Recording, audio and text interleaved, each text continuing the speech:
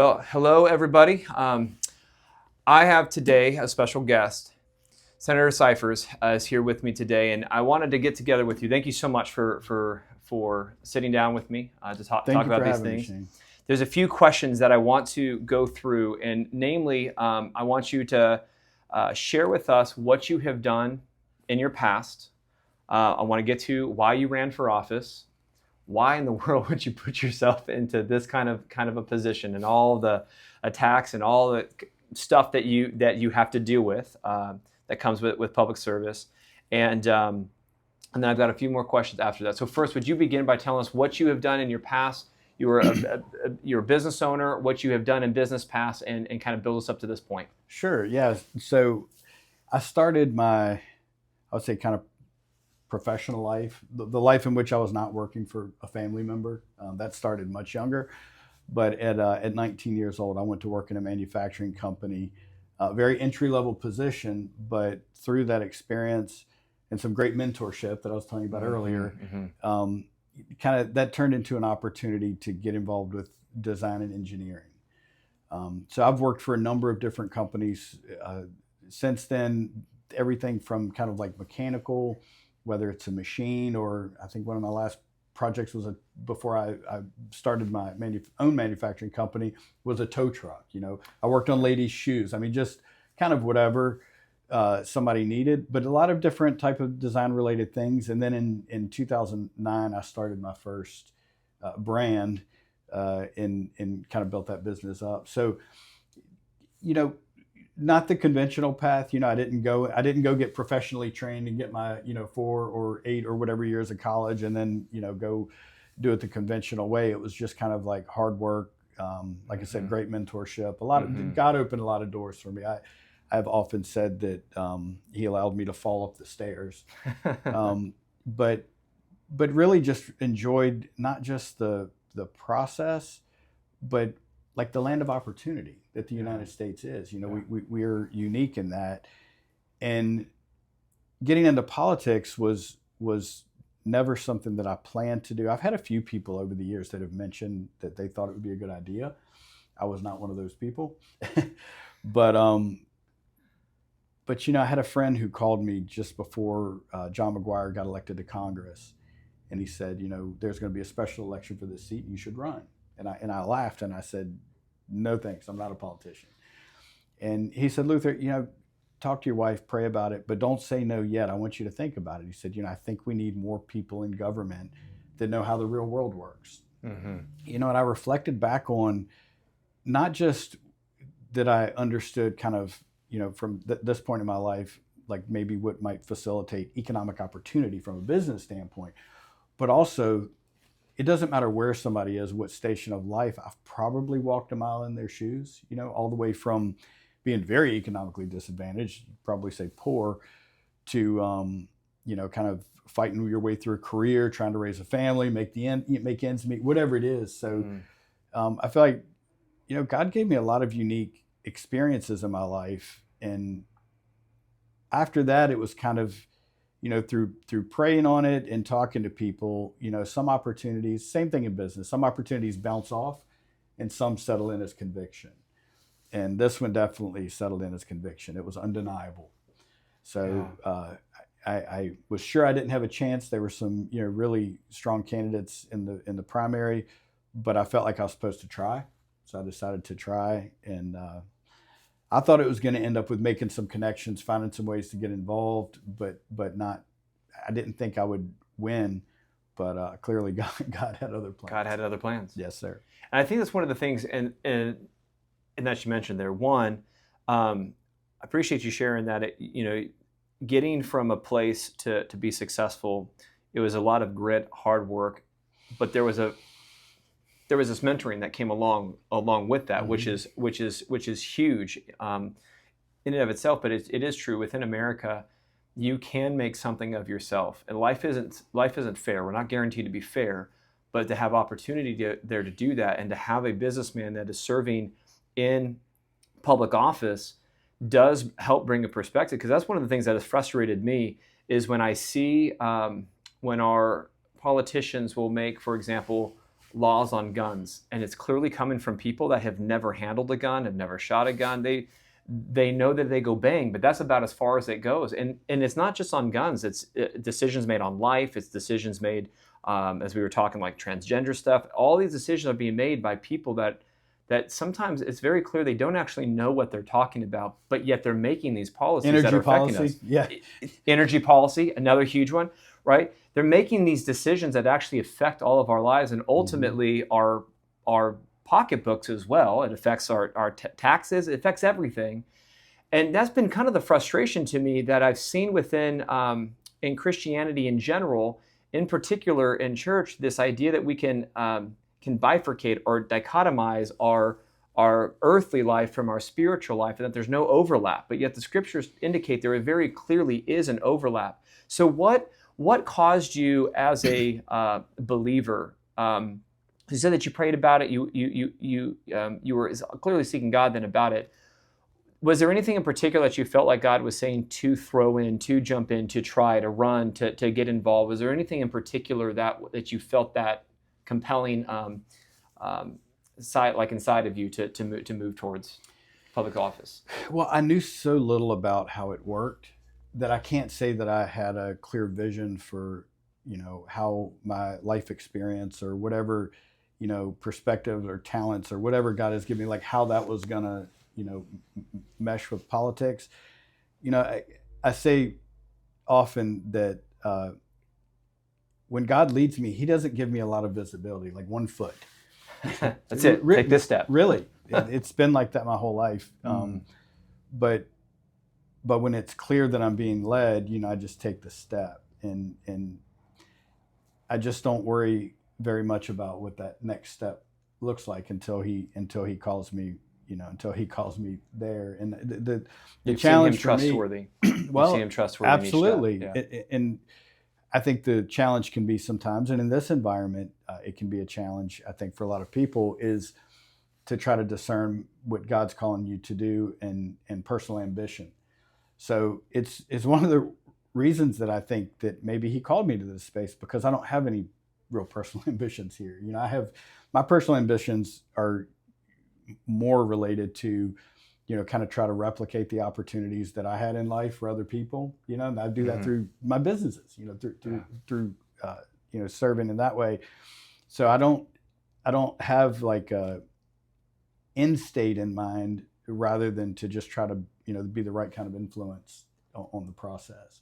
And you had asked earlier about, why would you want to get involved with something that's clearly, has a lot of toxicity, and the environment in Virginia is tough for, Christian conservative legislators. I think we can't be fearful. Amen. It's if you trust God and you trust that He's calling you to do something, the test of faith, to me, the test of faith is not, well, if I just believe hard enough, God's going to give me what I want. Yeah. The test of faith is, am I willing to take this step no matter what the consequences? No matter the consequence. Yes. And that was the question that I had to ask myself. I mean, there's always consequences in politics, and you look at some of the hateful things that are said. Even I posted the other day about my wife voting for the first time, and you look at some of the just absolute hate and vitriol from people simply because we share a different political view. I mean, it is unbelievable, but that's part of it. And I think fearfulness is something we're definitely not called to embrace. That's right. But to be obedient, right? Yes, sir. Absolutely. But to be obedient. I have personally experienced some of that as well as a pastor, standing on certain issues, or standing on or speaking directly to issues, or pointing out things that aren't good on either political party. But generally, it's more in particular. If you call out one, you're a terrible person. But all of that stuff, that's the thing. That stuff isn't supposed to change us or sway us. We don't move at the stream that man moves on. We're to be obedient to what God has asked us to do, 1 foot in front of the next. That's all that we truly need. And then to be obedient with that, follow through with what He says. And I think that's something that you said there is really good. That you said that, and honestly, that's something I think a lot of people feel, that we don't really know how the government works. Like, how does it work? My civics class back in school, initially in high school, so I'm from California, and I had a conservative teacher that did government, and I had another teacher was openly a socialist in our class that also spoke a lot about government. It's more on the history side. And so we would constantly hear how horrible America is, how bad it is, all this kind of stuff. But then within our civics class, you get the general overview of how this stuff works, but how it actually works, most of us don't know how that is. That's one of the things that I run into with pastors when I talk with them about what's going on. And I appreciate the honesty, but we shouldn't remain in that state. We should understand, here's how our government works, here's how this process functions, here's our involvement in it, here's how we should be involved, here's what we can do to stop. Because sometimes I think what we have with some people is that they'll just check out and not be involved because they feel like, what can my vote even do? What can I do with this? Did you wrestle through any of that? Or what would you say back to a Christian conservative, or even somebody that disagrees with a Christian conservative platform, that feels like there's nothing I can do, so I'll just let those people do it, and whatever happens, happens? Yeah, I think, when you talk about people who aren't involved, I think there's two major groups. One is the group that says, like, my vote doesn't count, or I can't do anything to change it. But the other group, and I think this is where just conservative thinking, liberty-minded people really, really have to wake up, particularly in the state of Virginia, if they want to keep the state. If they want to keep it anything resembling what it is currently, if we don't want it to go the way of Maryland and many others. Yeah. Like, we have this inherent desire to go build our lives, to raise our families, to build our business, to operate as good citizens, just to do the thing within the framework that we've been given to do it. And I think while we were busy raising our families and building our businesses, and frankly being largely the economic engine that has driven the opportunity that a lot of folks on the other side are fighting over how to control that large ass, there's another group that is very politically active, that spends more time trying to co-opt the system than trying to produce value, frankly. Produce any value, yes. And when we don't oppose that, I remember thinking years ago, like, I shouldn't have to. In the United States of America, I shouldn't have to spend all of my time trying to understand everything politically that's involved, going to all these meetings, doing all this stuff. Like, I shouldn't have to do that. There was this stubborn resistance to it because, like, we have a constitution. Like, this is where why should I have to? It doesn't matter why you should have to. The fact of the matter is, if we don't, it means that there's only one side represented, and that's how we've lost it. I mean, look at the institutions we've lost. Yeah.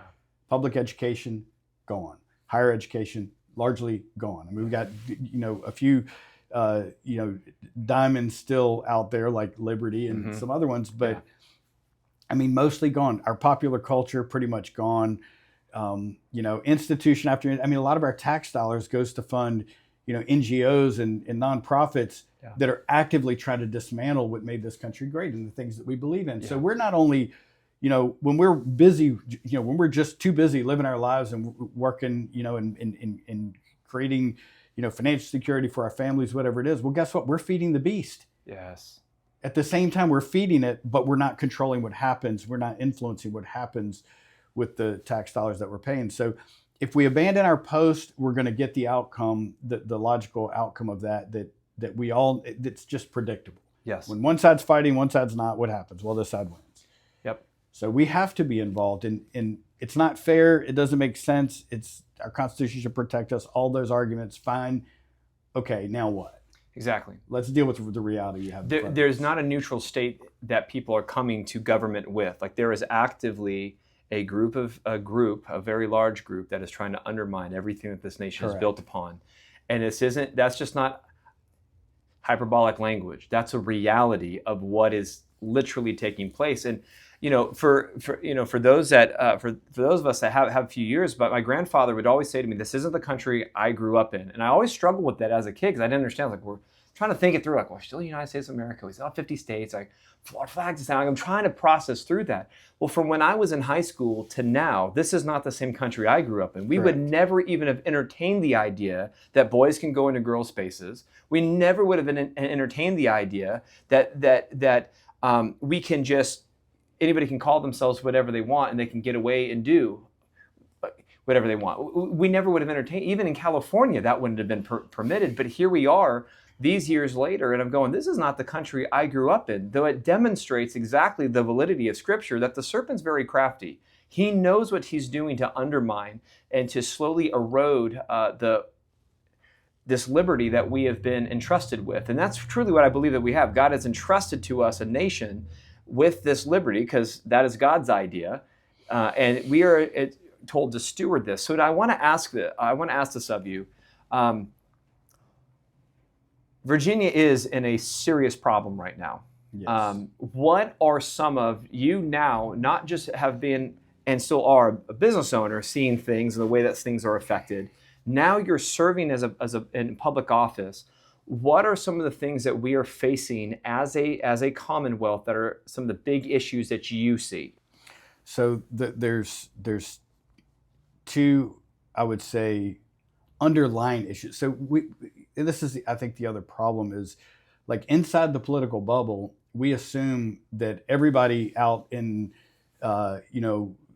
Main Street, Virginia, speaks the same language. But people are busy living their lives. They're not plugged into the what's going on politically. So what does make it to Main Street often is the kind of the surface level stuff, like the legislation that's being passed. And that may sound like more consequential than surface level, but frankly, the legislation that's being passed is a consequence of the political environment. That's huge what you just said there. The legislation seems like it's consequential, but it really is the surface level. It's these other things behind it Correct. that are actually much more evil and sinister. And if we can keep, if we, and I'm speaking for the opposition, if we can keep the citizens focused on that, they're not paying attention to what's going on, kind of under the rocks. And one of the things that's going on under the rocks is in 2020, under Governor Northam, we passed a significant election reform. This is when we got 45 days of early voting, and we got permanent absentee and same-day registration and all these other things. Well, the opposition, the Democrats, have built machinery around turnout. Yeah. When you see this last election and the quality of candidates in some of these races, and yet the other candidate won, and it, on paper, doesn't make any kind of sense. And a lot of people said, oh, that's a response to Trump. That's only part of the equation. The other part of the equation is there's a massive turnout machine on the other side. And we have a hard time really organizing grassroots volunteers. Yeah. So that's one thing, is if we don't get involved, we will lose our state to a more Maryland type political environment. What you're highlighting there is there's actually strategies to do this. Yes. This isn't just like, well, let's just see what happens. This is not, public opinion has changed that much. Yeah. I mean, look, Virginia's been controlled largely from priorities and politicians from high population centers like Fairfax County. Yeah. But I can tell you, the people, I remember when I was young, my friends and neighbors, people in my community, people that I still know, I know which ones were leaning a little bit more left and which ones were leaning a little bit more right. They're all conservatives now. Almost every single one of them. Wow. The mood of Virginia didn't become more liberal. What we did is, partly because of the federal government, is we've imported a lot of, philosophies and personalities and political, agendas that aren't born in Virginia. Yeah. They may be from other states, they may be from other countries, but this isn't Virginia. Virginia is being controlled by something that is no longer Virginia. You have exceptions. Sure. We've got exceptions in the community here. I have my, usual kind of trolls on social media. They kind of always finding something to say about everything that I say. So, there's definitely people who are philosophically bought in to the other side that are generational Virginians, but that's not what's winning elections. Yeah. It's the population, the very, very dense population centers, the turnout machines, the people who came to Virginia that are changing Virginia. And if Virginians, people who believe in our way of life, the way that, the liberties that we enjoy, et cetera, if they want to keep it, there's no choice but to get involved. There's literally no choice but to get involved. There truly isn't, because there is a strategy to remove what there currently is and continue to erode it into something that it won't look the same. Correct. There is an objective to do that, and they've been succeeding. And that's one of the things that was frustrating to me this last November, to see the voter turnout less than it was 4 years prior. And you're going, this doesn't make any sense. Like, so now people are openly campaigning on, we want to fundamentally change everything, and we have even fewer people showing up. And one of the things that has frustrated me, and I definitely want to highlight this. Sometimes what happens is, and I'm not saying that all do this, but sometimes what happens are elected officials will pander to the religious people, the Christians, just to get them to show up to vote, to get a few votes out, to hopefully get them in, and then they kind of bow away silently and not really stand on their convictions once they're in office, and they kind of turn away. We've ran into that some this session. You haven't done that, but there has been some that I've talked to up at the Capitol that they're Christians, and they'll vote totally opposite, and they'll say, well, I have an election to win. And you go, see, this is why this turns off more people, because they're like, these guys they go and they falter up there.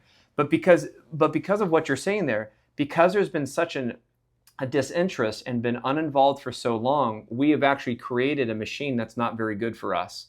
And if we don't do something about this and change what we're doing, we're going to end up with some serious problems, much worse than what we have seen in other states do. Yeah.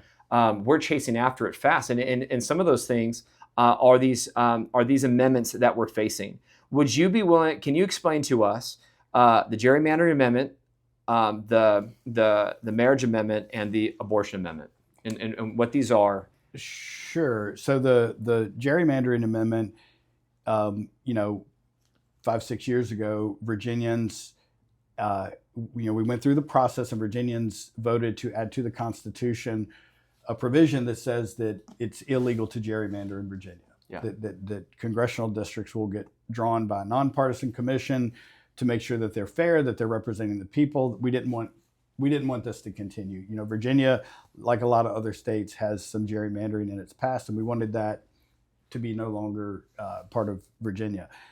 Now, keep in mind, there are a lot of states throughout the nation that are gerrymandered today.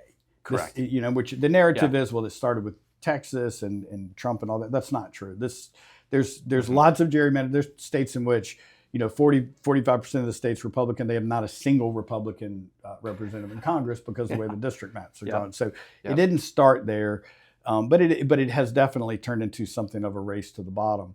The difference between what they did in Texas and what we did in Virginia is it wasn't illegal in Texas. They just went through the normal legislative process and redrew their maps. We have to change the Constitution on a temporary basis, which I don't think has ever been done in the history of the United States, to the best of my research. Enable authority for our legislature based on the actions of another state. You're talking about state sovereignty, it just doesn't make any sense. I don't think that's ever been done in the history. We passed the resolution. All of these have to pass. The resolutions have to pass in 2 consecutive sessions with an intervening election between. The intervening election was compromised. So there's this completely compromised process to allow Democrats to redraw the districts so that instead of 6 Democrats and 5 Republicans that we have now, their objective is 10 Democrats and 1 Republican, because there's one region of Virginia that they just couldn't get enough. They couldn't draw the lines creatively enough to capture that one. But what it has resulted in is, for example, I want to say it's Powhatan County is in the same district as Fairfax, or as part of Fairfax. There's actually 5 districts, I believe, that connect through Fairfax. Makes no sense. So what will happen is rural Virginia will lose its representation. And what I would encourage people to think about is, regardless of where they stand politically, if the script was flipped and the other party was in power doing this, how would you feel about it then? Because that's the precedent we're setting here. Yeah. If we enable this, this is how we lose our values, is responding to things in trying to create outcomes, as opposed to sticking to our principles and trying to do it in a principled way. So the gerrymandering is about that. It's about making sure that 10 Democrats are representing Virginia and Washington. So while rural Virginia has already largely lost a lot of its representation, because in Richmond, the agenda is being driven by more densely populated areas. That's why they just passed by right solar. So it'll be forced. The localities won't have any say in it. So just like we have rural priorities that are being kind of ignored now in Richmond, they will be doing the same in DC. We'll have one congressperson that's advocating for things that are important to a huge part of Virginia. Huge part of Virginia. And like what you said, we don't have the Constitution just to protect us anymore, because this is actually altering the Constitution. Correct. This is intended. This is what this is doing. This is reversing the way that our representative government works, where the voters elect a representative to represent them. This inverses that relationship, where the representative picks their voters. Correct. And so this is completely under. So we can no longer say, oh well, our Constitution will protect us, and these documents are in place to stop this kind of stuff. That's actually what's being done here. It is rewriting how these things will work at will, however and whenever they want to do it. Yeah. And regardless of what side this is, I'm definitely conservative. You're conservative. I wouldn't want the conservative side to do this and just and just get rid of other people's voices. And this was already done, just like you mentioned in 2020. Virginians have already voted and said we do not want a partisan commission drawing these lines. We desire to have an independent, bipartisan commission drawing these lines to keep a fair type of representation. And this is throwing that out the will. The will of the people is being thrown away. And it wasn't just we want this like statutorily. No, we want this in our Constitution. So this cannot change. Your Constitution is supposed to be the permanence of these values.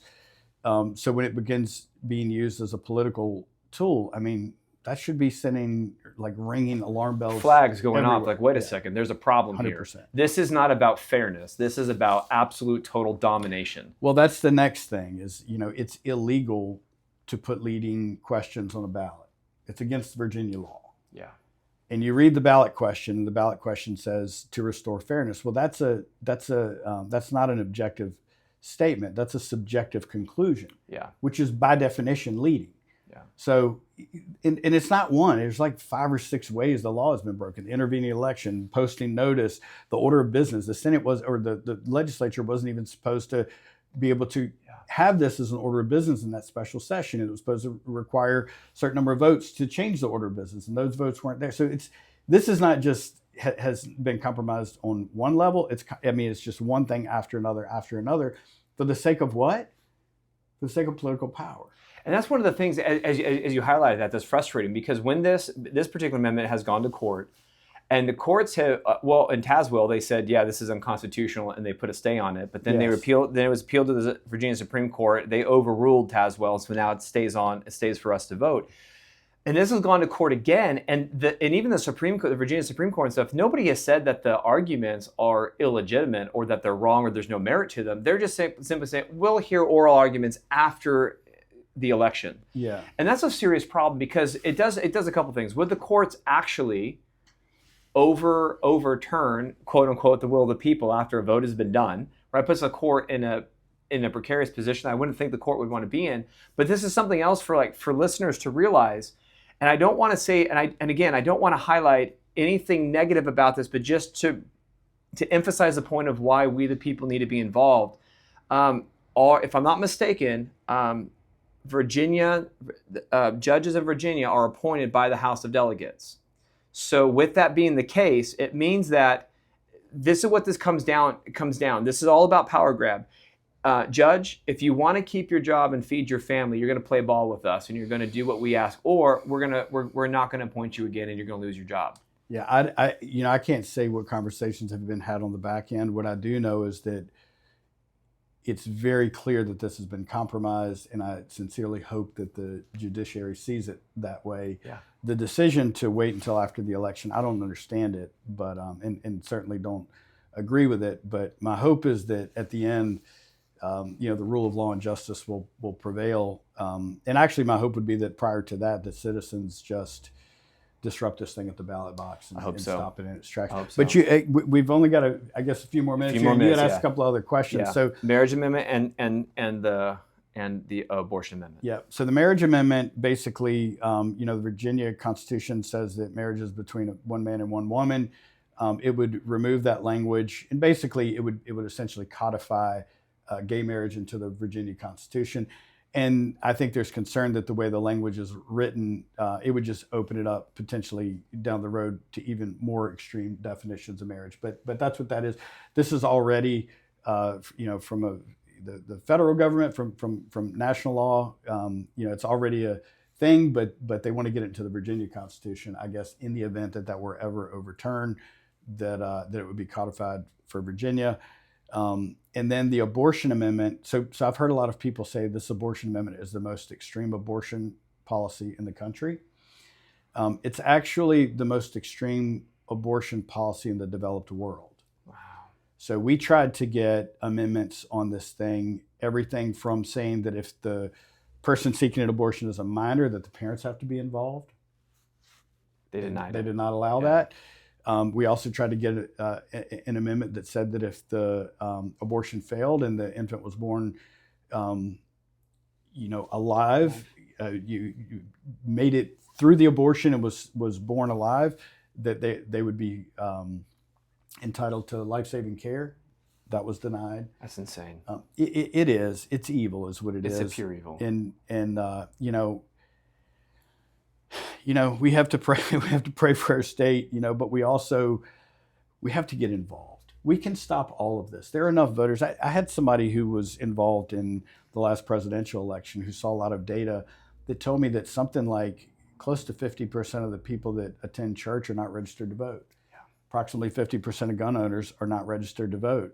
And I talk to people all the time that they're I would say, old school Americans, if you will, still believe in liberty and our founding values. I guess it should just be Americans, but Sure. but unfortunately, there's two camps now that say my vote doesn't count. It's like you're right, because you don't vote. Because you're not voting. And we've got to have this engagement and involvement. And I hate to say it, but my vote doesn't count is so cowardly. Mm. Could you imagine if a soldier said, I can't win the war, therefore I'm not going into battle? It's not you. It's not about you. It's about doing your part for the collective. Yes. Because altogether, it absolutely matters. We can take our state back. There's enough conservative voters and liberty-minded, regular Americans, regular Virginians, and the Commonwealth to take our state back. Yes, but we've got to be involved to do it, and we've got to stop being so selfish in the way that we think about these things. 100%. One of the things in psychological warfare is to get your opponent to give up the fight. So it's not just to, it's to give up the will to fight. And ultimately, that seems that is what is happening with a lot of people, that apathy that has taken place. And to me, it shows the craftiness of the enemy. For sure. And that he truly is more crafty than any other beast. And he has been able to interject this empty, deceitful philosophy into the churches as well, in my opinion. The very thing that Paul warns us about in Colossians 2 and 2 Corinthians 10 to fight against these things, to destroy these empty, deceitful philosophies that pit itself up against the word of Christ. One of the things I want to say here in final words is just as a word of encouragement from Romans chapter 13. It's very interesting how God designs the institution of government. And he says that government is supposed to be not a terror for good conduct, but a terror for evil conduct. That they hold the sword, and then that sword is meant to be used to discipline evil.